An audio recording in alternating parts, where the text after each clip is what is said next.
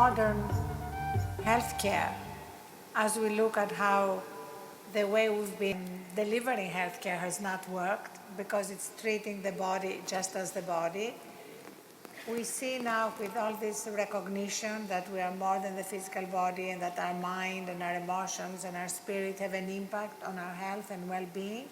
And that scientific data is beginning to change the way we look at healthcare provision. I mean, right now in the States, 75% of our healthcare costs are because of preventable chronic diseases, many of which have to do with stress.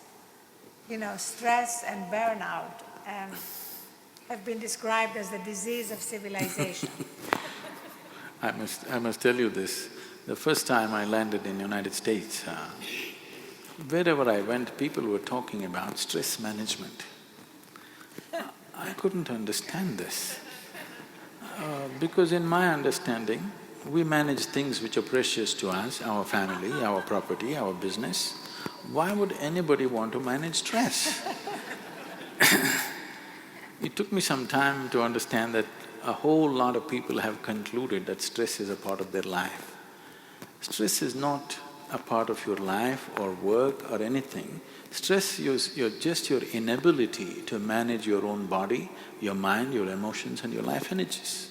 You do not know how to keep your body, mind and emotions, you will be stressed. Stress means the inner dimensions of who you are is under friction. There is sufficient friction in the world. Every day if we have to walk through this world, there's a whole lot of challenges and friction. That is there. But once the friction happens within this machine, within this mechanism, if there is friction, then you become completely debilitating. It becomes completely debilitating, which is something most human beings are experiencing today. It's like you're trying to run your car without the oil in it. In 10 minutes, everything is stressful, everything makes ugly noises within.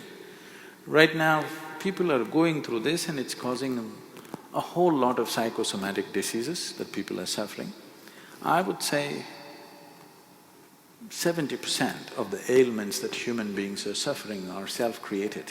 About 30% happen to you from outside because of other organisms and infections and various other things. Maybe some of them are, by birth people have certain tendencies, but at least 70% is self-created, which can be easily reversed if only we attend to the individual human being.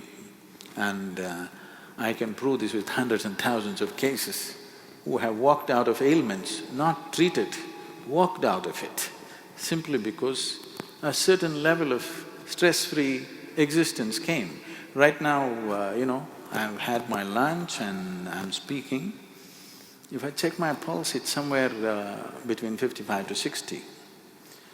If I was an empty stomach and if I sit here quietly for 5 minutes, this will settle below 40. So there is no question of stress in this one. So when there is no stress, how much maintenance it needs will considerably go down. Right now, we have studies to show you this. A simple 15-minute meditative process, your metabolism drops up to 24% in a conscious state. There is sufficient studies to show that human mechanism can brought to a more easy way of functioning. It is not in a hyper state of functioning.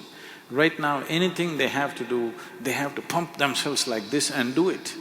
No, you can propel yourself very gently. You can propel yourself, when I say gently, not necessarily behind somebody, not necessarily at a lower level of performance. Human mechanism can be made to function different levels.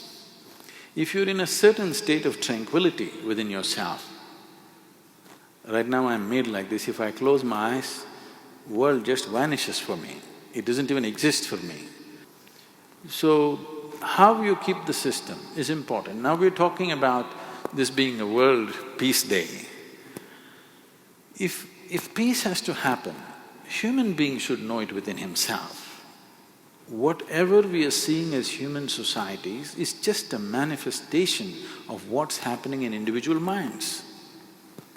When individual minds are in such a turmoil, how do you bring peace to the world?